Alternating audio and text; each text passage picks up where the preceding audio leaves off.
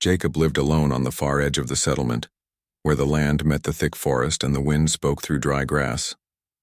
His small cabin stood near the edge of a stream, built by his own hands years ago. Life had been quiet since the fever took his wife and son. He had buried them under a tall oak tree and stopped speaking much since then. Days passed in silence. He worked his land, hunted, fixed fences, and sometimes rode into the small trading post to buy supplies. People in town knew him as the quiet man who rarely smiled but never did wrong to anyone. That night, heavy rain poured from the dark sky. The storm came fast, the kind that drowned out all sound. Jacob had gone to the trading post to bring back salt and flour. When he saw the clouds turning black, he decided to take shelter near the ridge close to the native camp that sometimes traded herbs and leather goods with the settlers. Thunder cracked across the valley as he tied his horse under a tree and hurried toward an old wooden shed used by travelers. But before he reached it, he heard shouting carried by the wind, sharp voices filled with anger. He stopped, his boots sinking into wet soil. The noise came from the native camp not far away. The voices grew louder, one of them trembling like a young bird in the rain. He could hear the sound of a girl crying, pleading in her native tongue, though he only understood pieces of it. Then came another voice, deep and commanding, the voice of an elder. The argument grew heated. Jacob felt something twist inside him, something he hadn't felt in years, the need to step forward, to stop whatever was happening. He followed the sound through the rain, moving between the trees until the firelight of the native camp appeared. Lightning flashed, lighting the scene for a heartbeat. The people were gathered in a circle, their shadows moving wildly. In the center, a young girl knelt on the muddy ground, her face streaked with rain and tears. She looked no older than 18. Her clothes were torn, and her dark hair clung to her shoulders. Before her stood an old man in a thick fur cloak, the elder of the tribe. In his hand he held a long stick, carved with tribal markings. His face showed fury, not cruelty, but deep disappointment. Jacob could tell she had done something that broke their rule. The elder raised his hand and the crowd murmured. The girl's lips moved fast as she tried to explain, her voice breaking through the storm. Jacob caught only fragments, something about her brother, about trading herbs for medicine to save him. The elder shouted back, pointing to the fire and then to the sky, saying words Jacob couldn't understand but could feel. Words about dishonor, about balance broken. The girl bowed her head, trembling, accepting her fate. And then the elder lifted his hand to strike. Something in Jacob's chest moved before his mind could stop it. His boots splashed through the puddles as he stepped into the firelight. The tribe gasped. The elder froze, his eyes narrowing at the sight of a white settler stepping into their circle. The girl looked up in shock, her eyes wide with fear and confusion. Jacob didn't speak for a moment. Rain ran down his face, mixing with the heat of the fire. "Stop," he said firmly, his voice deep but calm. "She did nothing wrong." The elder glared at him, speaking in his tongue, sharp and angry. One of the men nearby translated roughly, "Not your place, outsider. Not your law." But Jacob didn't move. He shook his head, his voice steady. "She tried to save someone. You don't punish that. You honor it." The crowd murmured again. The elder's eyes blazed. "You don't know our ways," the translator said. "This is for her to face." Jacob took another step closer. "Then I'll face it too," he said simply. He moved between the elder and the girl, standing tall though his clothes were soaked. The elder's hand trembled with anger, but he lowered the stick slowly. The storm roared around them, lightning flashing behind Jacob's frame. The tribe stared in silence, caught between anger and surprise. The girl's breathing was fast. She couldn't believe what she was seeing. A stranger, a man from another world, had just risked the elder's fury for her. The elder finally spoke again, his voice calmer but cold. "Then her fate is your burden," the translator said. "Take her and take what comes with her." The elder turned away and the crowd broke apart slowly. The rain continued to fall, putting out part of the fire. Jacob stood there, heart pounding, as the girl stared at him, tears mixing with the rain. He didn't know what to say. He had acted on instinct, not reason. The girl tried to speak, her voice soft and unsure. "Why, you do this?" she asked in broken English. Jacob looked at her for a moment and then said quietly, "Because no one should face harm for trying to help another." He turned and walked back toward his horse, not waiting for a response. The girl stayed where she was, watching his back disappear into the darkness. When Jacob reached his cabin later that night, he sat by the fire for a long time, staring at the flames. He didn't understand why he had done it. He had spent years avoiding people, avoiding trouble, keeping to himself. But when he saw her on the ground, afraid and alone, something in him remembered what it meant to protect someone. He thought of his wife's last words before she passed. "Don't close your heart forever." Maybe he hadn't kept that promise. Until tonight. He took off his wet coat and boots, laid them by the fire, and listened to the rain pounding on the roof. Outside, the world was dark and cold, but inside, the warmth of the fire and the memory of the girl's eyes stayed with him. They were eyes full of fear, but also full of something he couldn't describe. Gratitude, maybe, or disbelief that someone would stand for her. As he drifted into uneasy sleep, he told himself it was over. He had done what was right, nothing more. Tomorrow he would go back to work as usual. But deep inside, a quiet voice whispered that this was not the end. The storm had brought more than rain that night. It had brought change. Somewhere out there, the girl he had shielded might still be thinking of him, and fate had not finished its work between them. The next morning came slowly. The air smelled of wet earth after the storm. Jacob stepped outside his small cabin, stretching his sore shoulders. The clouds were breaking apart, and thin sunlight fell on the green field behind his house. His horse grazed near the fence, and everything seemed quiet again, as if nothing unusual had happened the night before. But Jacob could not stop thinking about the girl he had defended. Her frightened eyes haunted him. He told himself she was probably fine now, that the tribe would forgive her after the night passed. Still, his heart felt heavy. He tried to work, chopping wood near the stream and fixing a broken gate, but his thoughts kept wandering back to that moment in the rain. He had seen many people hurt by pride and anger before, but something about that girl had stirred a feeling he had buried long ago. The urge to protect someone. He shook his head and went back to his chores, trying to silence the thought. By noon, he went inside to cook a simple meal, a piece of bread and some dried meat. The air was cool and quiet, except for the crackle of the fire. Then out of nowhere came a soft knock on the wooden door. Jacob froze. He rarely had visitors. Slowly, he stood up and opened the door. There she was. The same girl from the night before stood in the doorway. Her dark hair was still damp, braided neatly, and her eyes looked tired but calm. She wore a simple brown dress made of woven fabric and carried a small bundle wrapped in leather. For a moment, neither spoke. She just looked at him with quiet respect, her eyes lowered slightly. Jacob finally found his voice. "You shouldn't be here," he said gently. "It could cause trouble for you." She shook her head slowly. "No trouble," she said in soft, broken English. "I come to thank." She stepped forward and placed the small bundle on his table. When she opened it, Jacob saw herbs, roots, and a small carved wooden charm. "For you," she said. "Medicine. For hands." He stared at her, unsure what to say. "You didn't have to," he replied. "I just did what anyone would do." She smiled faintly. "No, not anyone. You stand between me and Elder. You take his anger. That is big thing." Jacob sighed, rubbing his neck. "I didn't want anyone to get hurt. That's all." She looked down at her hands. "In my people's way," she said carefully, searching for words. "When someone saves you from shame or hurt, you must pay heart debt. It is honor." He frowned slightly, not understanding. "You don't owe me anything." But she stepped closer, her eyes serious. I am Ayana," she said, pressing her hand to her chest. "I give what I can. Work, food, help." Jacob was silent.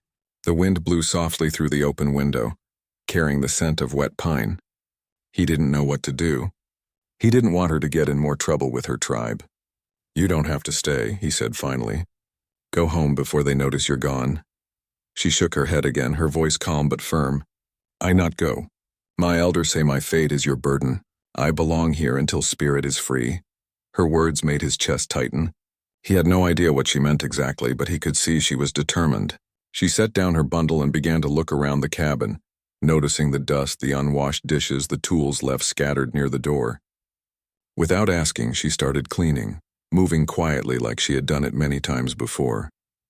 Jacob tried to stop her, but she simply smiled and kept working. "I make fire strong," she said softly. "You look tired." He sighed but let her continue. She moved gracefully, sweeping the floor with a small branch broom. wiping the table and arranging the tools neatly. She worked silently, only pausing to hum a low, gentle tune. The melody sounded old, like something passed down for generations. It filled the small cabin with warmth that Jacob hadn't felt in years. By evening, the place looked different. The fire burned brighter. The air smelled of herbs and clean wood, and the silence didn't feel as heavy anymore. Ayanna cooked some stew using the herbs she brought, mixing them with dried meat and water from the stream. The smell made Jacob's stomach growl, and when she handed him a bowl, he tasted it carefully. It was simple but rich in flavor, warm and comforting. "You didn't have to do all this," he said again. She looked at him with quiet eyes. "You give me life," she said. "I give back small things." It is right. Jacob didn't argue anymore. He felt a strange peace settle in him, though part of him still worried about the trouble her tribe might bring. After they ate, Ayanna sat near the fire, drying her clothes while Jacob repaired an old trap. The firelight danced on her face, and he noticed how calm she looked now, different from the frightened girl he had seen in the rain. She began to speak softly about her brother. "He was sick," she said. "Fever very bad. I go to trader for medicine. I not tell elder because he hate traders. He say we lose spirit when we trade with white man, but I only want my brother to live." Jacob nodded slowly. "You did what any good sister would do." Her voice trembled slightly. "Elders say I shame tribe, say I make them look weak. I was afraid until you came." She looked up, her eyes shining with the firelight. "You were not afraid. You stand for me. No one ever do that before." Jacob looked down at the wooden floor. "I just did what was right," he murmured. She smiled softly, her expression full of something he couldn't quite name. Gratitude, maybe, or something deeper. "In my tribe," she said, "we say one heart can call another. Maybe my heart called yours last night."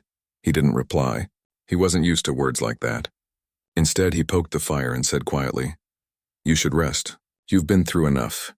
She nodded and wrapped herself in a small blanket near the hearth. Jacob stayed awake for a while, listening to the fire crackle and her quiet breathing. The cabin felt alive again, and not just filled with sound, but with presence. It reminded him of the nights long ago when his wife would hum softly while their son slept beside the fire. That warmth had been gone for years, buried under grief and loneliness. But now somehow it had returned, carried by this girl who had walked into his home uninvited and yet made it whole again. The next morning, Jacob woke early to find her already outside.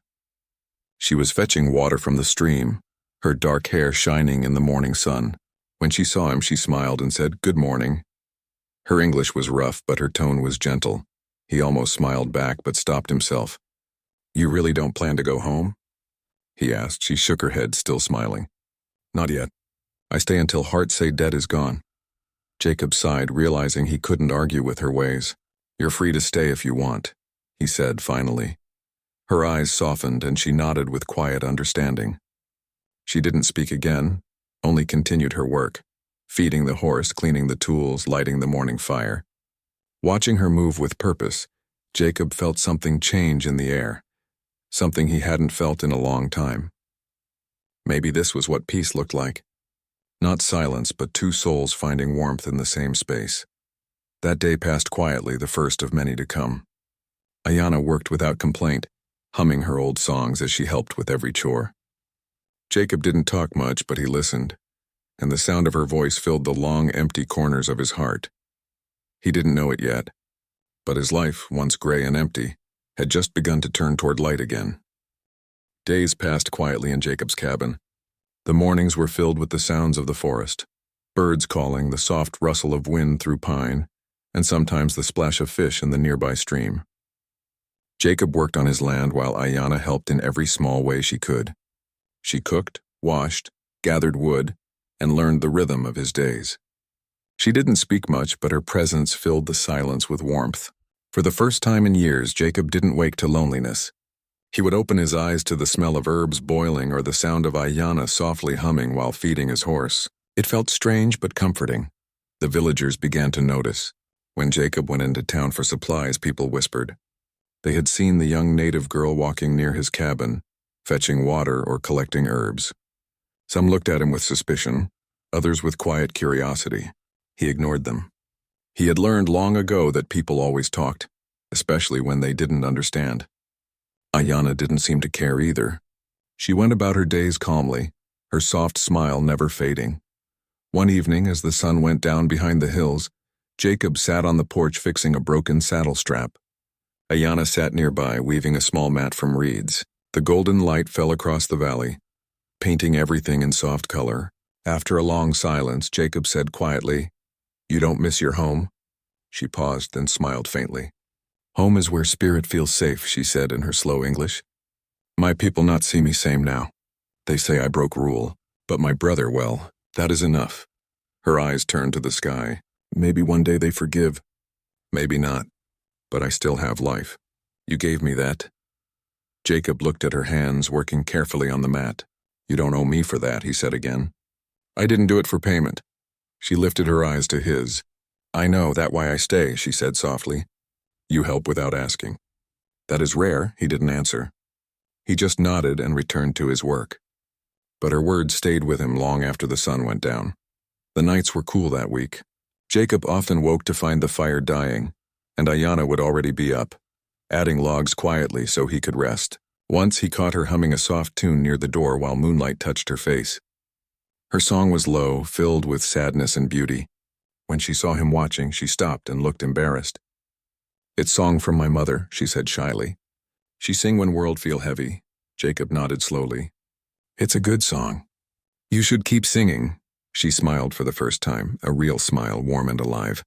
That small moment touched something deep in him, something that had been asleep for too long. As the days turned into weeks, they began to understand each other without many words. She learned a few new English phrases. He learned a few words from her language. They laughed quietly when he mispronounced them, and she covered her mouth to hide her laughter. Slowly, the cabin became more than a shelter. It became a home again. The garden grew with her care. She added wild herbs and small flowers from the forest. She even taught Jacob how to use herbs to ease pain and clean wounds. He, in return, showed her how to use the axe and repair tools. One afternoon, while Jacob was fixing the fence, a group of children from the nearby settlement came by, pointing and laughing. "Look, the Indian girl's working like a man," one boy shouted. Jacob's jaw tightened. He looked at them sharply and said, "You should be ashamed. She's doing more honest work than most grown men around here." The boys ran off, scared by his tone. Ayana watched quietly. When he turned back, she smiled faintly. "You always fight for others," she said softly. "Maybe that is why world fight you." Jacob looked down, not knowing how to reply. She said it kindly, not to hurt, but to understand. He gave a small shrug. "Maybe," he said, "but some things are worth standing for." Later that day, as they worked side by side, a storm began to gather again in the distance. The wind carried the smell of rain and thunder. Jacob looked at the sky. "We should get inside soon," he said. Ayana nodded, gathering the tools. As the first drops began to fall, they hurried into the cabin, laughing as the rain came harder. Inside, they dried by the fire, and she made tea from herbs she had picked. The thunder rolled outside, but the cabin felt safe, warm, almost alive. She handed him a cup and said softly, "When storm come, we share fire. In my people's way, that mean we trust." Jacob took the cup and nodded. "Then I trust you too," he said simply. After that night, something changed between them. It was not spoken, but it was there, a quiet understanding. She no longer called him sir or Jacob man. She just said Jacob, her voice soft, familiar. He began to notice the small things about her. The way she tied her hair, the way she tilted her head when listening to the wind, the way she smiled when the horse nudged her shoulder. She brought color into his dull days, and he didn't realize how much he needed that until now. One evening, as the sun set behind the forest, Ayana found Jacob sitting by the stream, carving a piece of wood. She sat beside him, dipping her fingers into the cool water. "You carve much?" she said curiously. He nodded. "Helps me think." He handed her the small carving. It was a bird, rough but detailed. "For you," he said simply. She looked at it like it was made of gold. "It's beautiful," she whispered. "You make with care." He shrugged shyly. "It's not much." But she shook her head. "It is much. It come from heart." She held it close, smiling softly. "Now I have something from you. Maybe I can give you something too." He looked at her, unsure what she meant. She took a small piece of leather from her wrist, a thin band woven with colored beads. "This for my mother," she said. "She say it protect good men." She tied it around his wrist. Her fingers were warm and gentle. "Now it protect you." Jacob stared at the band. It was old but strong, and her touch lingered longer than he expected. "Thank you," he said quietly. She smiled and nodded. "You and I," she said softly. "We both lost family. Maybe that's why we understand each other." Her words struck him deep. He had spent years avoiding that truth. But now, sitting beside her, the ache in his heart didn't feel so heavy. "Maybe so," he said. That night the fire burned low as the rain started again. Jacob sat by the window watching it fall, while Ayanna sat on the floor near the fire weaving another mat. The light flickered across her face, and he realized how peaceful she looked. He wondered what fate had brought her into his life. He had thought his story was finished long ago, a man living alone, waiting quietly for time to run out. But now it felt like something had begun again. He didn't speak, but his thoughts were clear. Maybe this was not just about saving someone. Maybe it was about saving himself too. As the night deepened, Ayanna finished her weaving and looked up. "You tired?" she asked. "Not much," he said. "Just thinking." "About what?" He smiled faintly.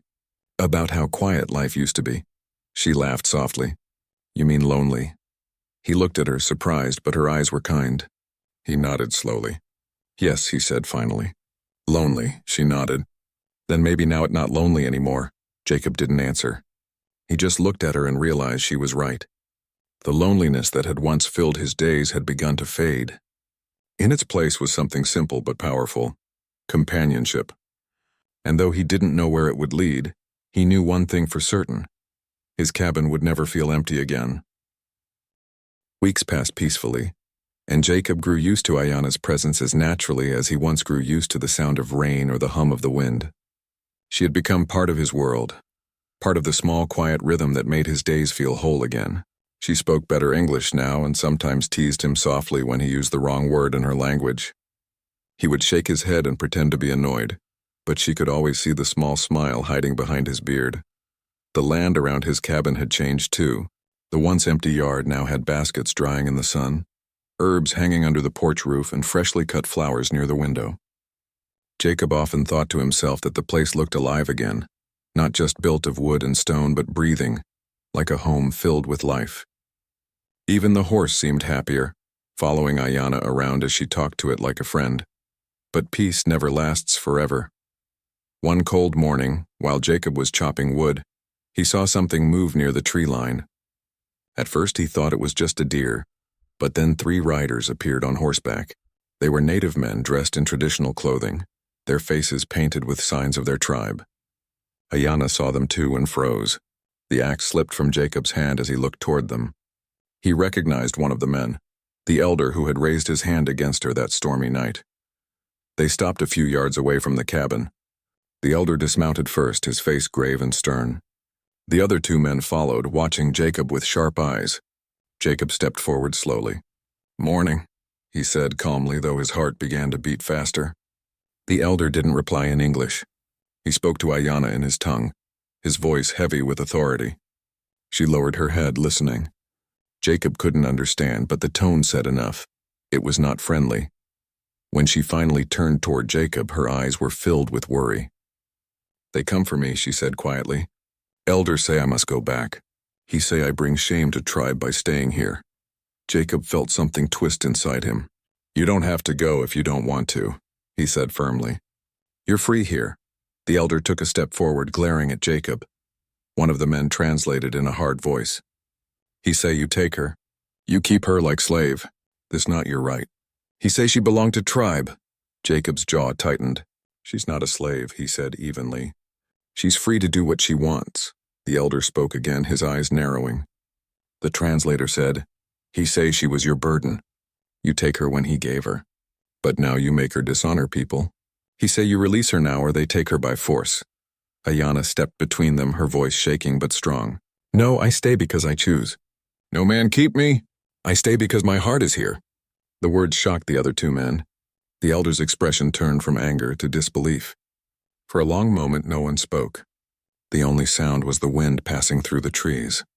Then the elder looked at Jacob again. His voice came out low but cold. "He say, The translator began slowly. If she stay, she not one of them anymore. She lose her place forever. He say you will bring her sorrow. Jacob met the elder's stare. Maybe, he said softly, but she's not alone anymore. The elder studied him for a moment. There was no hate in his eyes now, only a kind of deep old sadness. He said something short and final, then turned away. The translator looked at Jacob. He say her path is broken now. She cannot come back. Then they mounted their horses and rode away slowly, disappearing into the trees. Ayana stood frozen for a long time, watching the forest where they vanished. Jacob walked closer, unsure what to say. Finally, she turned to him. I have no tribe now, she whispered. No home but this. Jacob's voice was gentle. Then this will be your home. She looked at him with tears in her eyes, but there was also peace in them. You speak like my father would, she said softly. He always say heart decide home, not land. He nodded. Then your father was a wise man. That night the cabin felt different. The wind outside was sharp and the stars seemed far away, but inside the fire burned bright. Ayana sat near the hearth, silent for a long time. Finally she spoke. When I was child, elder teach us that if we break from tribe, our spirit walk alone. But I think maybe spirit not meant to walk alone. Maybe it walk until it find another spirit who understand. She looked up at Jacob, her eyes glimmering with soft light. Maybe I find mine. Jacob didn't answer right away. He poked the fire with the iron rod and watched the sparks rise. Then he said quietly, maybe we both did. They sat like that for a long while, saying nothing more. The sound of the fire was the only voice in the room, gentle and alive. The next few days passed quietly again, though the air felt heavier now. Ayana didn't hum as much, and Jacob noticed her looking at the horizon more often. Once he asked if she regretted her choice. She shook her head. No regret, she said simply. Only sadness for what gone. But I'm not afraid. You give me peace I never know. One evening, while they were tending the garden, a pair of villagers came by to trade flour for wood. They saw Ayana and gave Jacob questioning looks. One of them muttered under his breath, You're braver than most keeping her here. Jacob ignored him, but Ayana heard. Later, as they sat on the porch, she asked quietly, Why people look with hate? He sighed. Because some folks fear what they don't understand. She nodded slowly, her voice soft. Then we show them there no reason to fear. Jacob looked at her and smiled faintly. You really believe that? Yes, she said. Kindness make even hard hearts change. That night the wind blew hard across the valley. Jacob couldn't sleep. He stood by the window, looking at the stars, thinking about the path that had led them here. He had lived so many years alone, keeping his heart locked away, but now everything felt different. He thought of Ayana's words, her calm strength, her courage. Maybe, he thought, she had saved him as much as he had saved her. When dawn came, Ayana was already outside gathering herbs near the stream. The sunlight caught her hair as she bent to pick wild mint. Jacob stood at the door watching her, his heart strangely full. She looked up, caught his gaze, and smiled. That simple moment felt like peace after a long storm. But deep down, he knew the world outside still watched them. People in the settlement still whispered, and her tribe had turned away. Yet neither of them spoke of it again. They had chosen their path, and sometimes that was all a person could do. That evening, Ayana made stew with deer meat and wild roots. As they ate, she spoke softly. Elder say my path broken, she said, looking into the fire. But maybe broken path lead to right place. Jacob looked at her, the firelight reflecting in his eyes. Maybe it does, he said. Sometimes the longest roads lead home. She nodded, smiling faintly. You speak like spirit man, he laughed quietly. No, just a man who's been lost long enough to know what it feels like to be found. For the first time in years, Jacob didn't feel alone, even though the world outside might never understand. The woman he had once protected had become his reason to live again, and the fire that burned in his small cabin no longer felt like just warmth against the cold. It felt like hope. Outside, the wind carried their laughter into the night as if the forest itself listened and kept their secret. They didn't know what tomorrow would bring, but for now they had each other, and sometimes that was enough. The morning came with a quiet stillness that seemed to hold the world in peace. The air smelled of pine and fresh soil, and a soft mist rose from the valley. Jacob woke before sunrise and stepped outside. The fields shimmered with dew, and the sky held faint colors of pink and gold. For a moment he stood there just breathing it in. Life had been hard and lonely for years, but now every morning felt new again. Inside the cabin he heard soft movement. Ayanna was already awake, feeding the fire and preparing breakfast. The sound of her quiet humming filled the air like a gentle prayer. When Jacob went inside, she smiled at him. "Morning," she said, her voice soft and bright. He nodded with a small smile. "Morning, Ayanna." She handed him a bowl of warm porridge and said, "Today I go to stream early. I find stones for garden. You help after?" He nodded again. "Of course." They ate quietly, the sound of spoons and the crackling fire blending together in an easy rhythm. When they finished, Ayanna wrapped a small shawl around her shoulders and stepped out into the mist. Jacob watched her walk toward the stream, her figure fading into the fog. Something about that sight filled him with both peace and worry. She had become such a part of his life that the thought of losing her now felt like losing the sun itself. Hours later, when she returned, she carried a small basket filled with smooth river stones and a bundle of wildflowers. She placed them carefully along the garden path, arranging them one by one. Jacob watched her from the porch, quietly admiring her patience. She moved slowly, her hands gentle as if each stone mattered. When she finished, she stood up and looked at him with a smile. "Now path look alive," she said proudly. "Like road to happy place," Jacob nodded, smiling back. "It does," he said. "It looks just right." As the day passed, they worked together, cutting wood and fixing the old fence behind the cabin. The air was warm, the sky bright, and laughter found its way into their quiet lives. Ayanna told him stories about her childhood, how she and her brother used to race across the hills, how they believed the forest was alive with spirits who whispered to the wind. Jacob listened quietly, smiling at her words. "Maybe those spirits were watching that night," he said softly. "Maybe they wanted you to find your way here." She looked at him for a moment, her expression thoughtful. "Maybe," she said, "but I think spirit not send me. My heart walk here on its own." That evening, when the sun began to set, Ayanna cooked a simple meal of stew and bread. The scent filled the cabin, mixing with the wood smoke. They sat by the fire afterward, tired but content. Ayanna's eyes reflected the flames as she said quietly, "Tomorrow I go to Old Hill near river. I want to thank sky and earth for keeping me safe." Jacob looked up from his cup. "You want me to come?" She smiled faintly. "No, I go alone. It my way to speak with past. But I come back before dark." He nodded, though he felt uneasy. He didn't want her far from the cabin, not after all that had happened. Still, he respected her way. "Be careful," he said softly. "The path near the river gets slippery."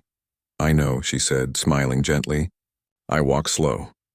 The next morning she left early, carrying a small pouch of herbs and a piece of bread. Jacob watched her go, standing by the doorway long after she disappeared down the path. He worked through the morning, trying to distract himself, but every sound made him look toward the forest. The hours dragged by slowly until finally near evening he saw her returning. She walked barefoot, her hair loose and her eyes shone with peace. When she reached him, she said softly, "I speak to my ancestors. I tell them I safe. I tell them I not lost anymore." Jacob smiled gently. "And what did they say?" She placed her hand over her heart. "They say I am home." Something in his chest tightened at her words. They went inside, ate dinner, and sat near the fire again. But tonight felt different. Ayanna was quieter than usual, her eyes thoughtful, her hands folded on her lap. After a long silence, she looked at him and said, "Jacob, I want to say something." He turned to her. "What is it?" She took a slow breath. "When you saved me that night, I think you risked life for stranger. My people say I must give something back, pay with heart. I think many days how to do that. I give work, I give help, but debt still here." Jacob shook his head gently. "You don't owe me anything, Ayanna. You've given more than enough. You've given life back to this place and to me." But she looked at him with steady eyes. "No," she said softly. "I not give for repay now. I give because I want, because my heart tell me this is right." He didn't understand at first. "What do you mean?" She smiled sadly. "I mean I choose to stay. Not because of debt, not because of words of elder. I stay because this place is peace, because you make my heart calm." Jacob's throat tightened. For a moment he couldn't find words. The firelight flickered across her face and her eyes glowed softly, filled with quiet honesty. "Ayanna," he said slowly, "I never asked you to stay, but I'm glad you did." She nodded, her smile gentle. "Then maybe spirit not wrong to bring me here."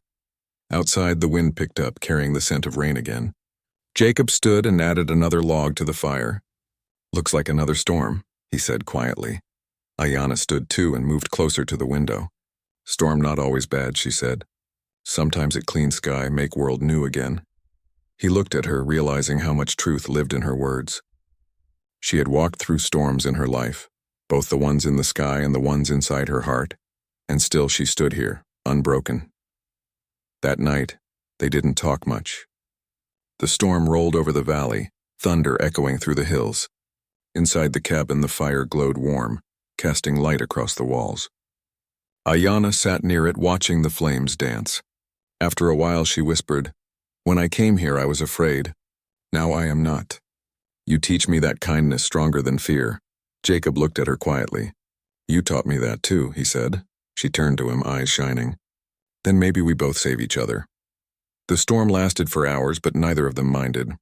They sat in silence, two souls who had found peace in the same place. When the rain finally stopped and the wind calmed, the cabin was filled with soft light from the dying fire. Jacob looked around, the herbs hanging by the wall, the carved bird on the shelf, the beads on his wrist, the quiet smile on Ayanna's face. And he realized that his lonely world had turned into something beautiful without him noticing. The next morning came bright and clear. The air was cool and fresh after the rain. Birds sang outside and the forest sparkled with dew. Ayanna stood by the stream, her reflection rippling in the water. Jacob joined her quietly, standing beside her without saying a word. They both looked at the flowing water, listening to its endless song. Finally, she said softly, "Water always move forward. It never go back. Maybe we should be like that too." Jacob nodded. "Yes," he said. "No more looking back." She turned to him, her eyes warm. "Then we start new life," she said. "Not from past, but from now," he smiled. "From now," he agreed. And so they did. Seasons changed. The fields grew green again, and their small cabin stood strong through sun and storm alike. The villagers stopped whispering after a while. They saw the peace in Jacob's eyes and the kindness in Ayanna's smile, and even the hardest hearts began to soften. Sometimes travelers passing by would see them working side by side and say that they looked like two people who had found something rare in this world. Not wealth, not power, but quiet happiness. Jacob never forgot the night he had stepped into the storm to protect her, and Ayanna never forgot the man who had stood between her and fear. What began as one act of courage had grown into a bond that neither words nor time could break. Years later, when people in the valley spoke of them, they didn't talk about the difference between their worlds. They spoke of how a lonely man and a lost girl had found peace by standing together, how kindness had built a home stronger than any wall, and how sometimes the heart knows where it belongs long before the world does. And every spring, when the rains returned, the wind carried the same gentle song, the echo of a promise made long ago, between a man who chose to protect and a woman who chose to stay.